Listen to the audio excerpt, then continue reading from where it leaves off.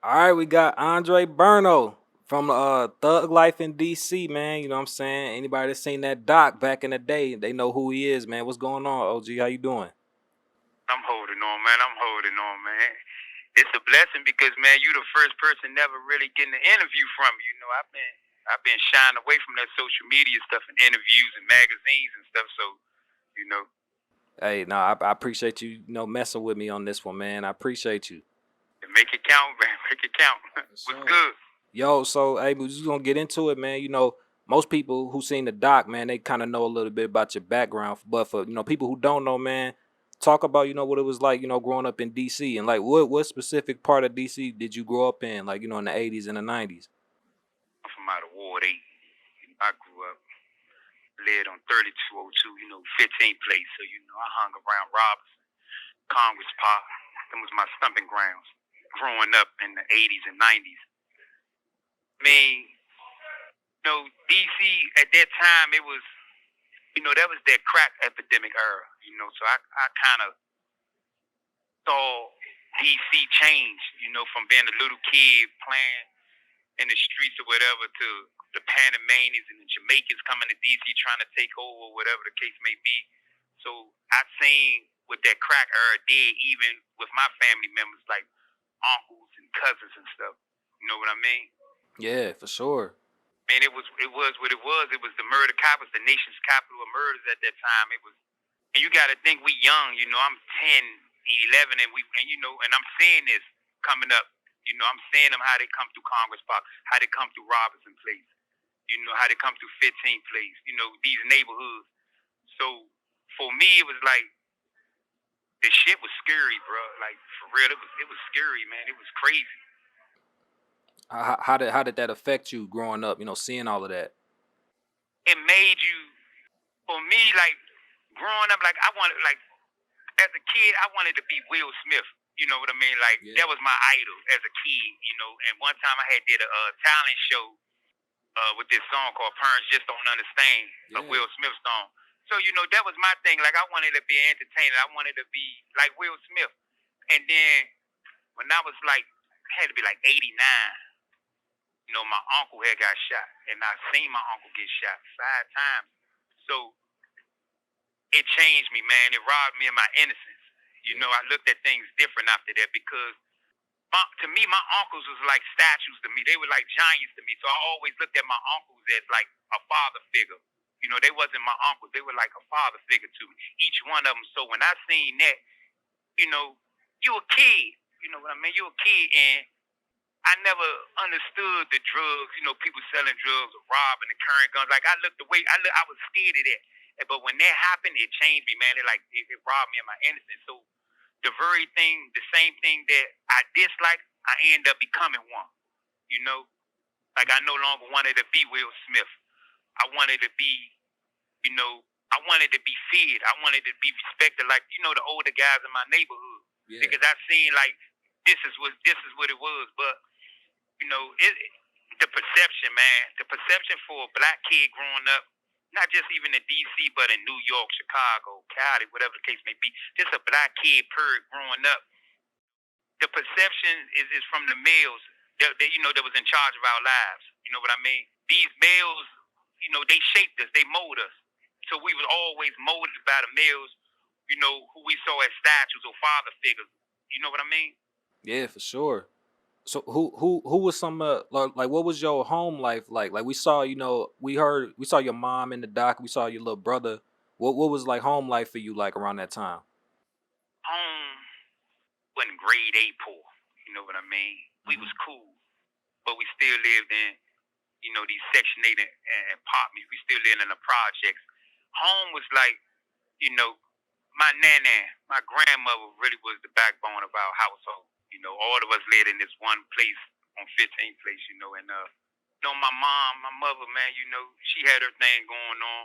I never knew my father at that time, my uncles was in the streets, so my aunt, you know, it was structure in the household, and the household was good. It's when you leave the house. Like I'm safe in this house, I'm safe in this house. But once you leave that house, you don't have your grandmother with you. You don't have your uncles or your aunts or your cousins or your mom. You got the streets. And we know what the streets do. You know, the streets have no eyes. The streets have got an appetite. They have no eyes. So they just eat whatever they can eat. But home was good, man. I can't, home was good. It's just streets, man. Once it grab hold of you, it's over with. You talked about, in '89, you said, your uncle had gotten shot. What was like your real like first taste of like the street life? Like when you first kind of like get into it? I was 11, and I caught a armed robbery. One of my one of my homies back then, I ain't gonna say his name, his mother was on drugs, and he didn't have a coat, you know what I mean? And we was all joking, you young nigga, we joning on him. He crying, he need a coat, and it was cold as shit at this time. So I'm like, man, I'm gonna get you a coat. So he like, Dre, you gonna give me a coat for real? I'm like, yeah, I'm gonna get you a coat. So I had went and bought a Uzi. It was a little fake cap gun from the liquor store. So I bought this fake Uzi, and it was orange. So I painted it black. So man, this nigga, man, we robbed these people, and man, it went all bad, man. Like, we little. So when the dude looking at us, he like, are you serious? Like, you a kid, you a little baby, y'all serious? Because you can imagine how I looked back then. Like, right. I look young now, and I'm 46, and I look young. So at 11, I looked like I was like 9 or 10. Mm-hmm. So we end up robbing these people, and I get the money, and I'm telling, my homie, man, I'm going to buy you a coat. We're going to get you a coat. One thing led to another. We ended up getting locked up for this armed robbery. We went to Little Boys Village, and it was just downhill after that. It was like, what age did you start carrying a gun? 11, because I caught a charge at 11 for a gun. In school, I had brought a gun to school. I was in a certain neighborhood, and the guy was messing with my girlfriend. They wanted to beat my girlfriend up. So the older guys in the neighborhood, and I'm telling them, like, man, if I go back to school, those boys from 6th Street gonna try to jump me. So they like, they older kids, they like maybe 15, 16 at this time, but they're a little more advanced than me. So they had gave me a gun, and I had went to school, man, pulled a gun out on the guys after school, man. The police came, locked me up. Yeah, that was yeah. So during this whole time, what's your mindset like? Cause you starting to do, a lot of things, that's, a lot of street type behavior, you starting to change and become a different person. Like what's going through your mind during that time? At that point in time, or now? During that point in time. It's like survival, you're scared, so you're doing things out of fear. Because you've seen what the streets, I've seen what the streets did. I've seen if you weak, I've seen what happened to people that's weak. I've seen where the older guys will put us in their trucks and drive us to other neighborhoods with boxing gloves and make us fight the other little kids that's our age, you know what I mean? And they betting on us. So whoever lose, you the weak link of the neighborhood now. Like, you're going to get messed with. The kids going to pick on you. So it became like I'm acting out of fear. Like I'm scared for real, but I'm gonna do the things, and I'm telling myself like, okay, I ain't gonna let nobody do nothing to me. So I'm gonna do the things to make these people fear me. And it got out of hand. Like, I never wanted to curry I ain't want to be no street nigga or no stuff. Like I told you, I wanted to be Will Smith. It is just not even me. My whole neighborhood. It made us into something that we really wasn't, How did your mom like know about all the stuff you was kind of getting into it at that early point? And she knew. And I think she knew, like, I'm losing them. Like, I'm losing control of my child. Like, I'm losing them. Because now I'm getting put out of school. I'm staying out late. And she's seeing it. She's looking out the window. I'm right there. Because I'm in the neighborhood. It's not like I'm far. Like, you just look out the window and you see me. And I know she's like, I'm losing them. Like, and one time she was trying to put me away. Like, I overheard her one night on the phone telling my aunt, like, I'm about to put him away. I have to send him somewhere. Like, I refuse to lose my baby. I'm going to put him away. And in my mind, I'm thinking my mother don't love me. Like, she don't care about me. She about to put me away. When in actuality, as you get older, she was trying to save me. She was trying to save me because she's, she come from the same era, the same projects, So when you misguided, it's like these generations, she was properly misguided. I mean, she was misguided. My daddy was misguided. My uncles was misguided. You know, it's bad perceptions or whatever. So you can't expect them to teach. You know, that next generation is like it's a falling cycle. So I end up falling trapped, man. You know what I mean? I end up falling, into that street mentality. And the streets have no rules. People say the streets got rules and laws. The streets has no rules and laws. It has no eyes, man. It eats whatever that comes around it. And I felt into it, man, and I adapted to my environment. I adapted to my environment. Did you feel like you had any positive role models or influences in your life or at that time? Nah, not one.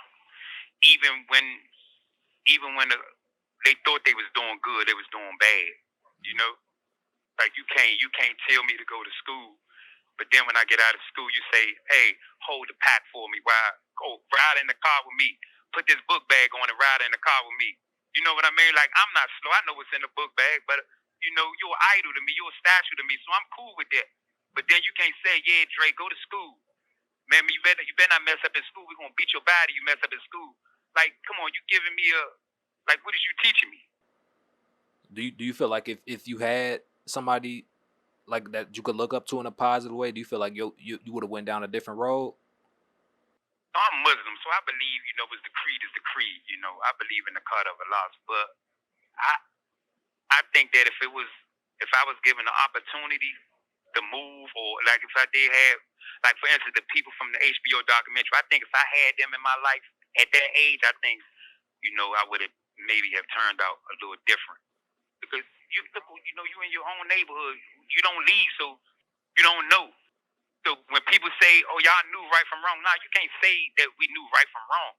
You have to take these kids out of these environments and remove them and send them somewhere else and let them see other things. Because if they born in Ward 8 and they living in Ward 8, that's constantly all they seeing is Ward 8 shit.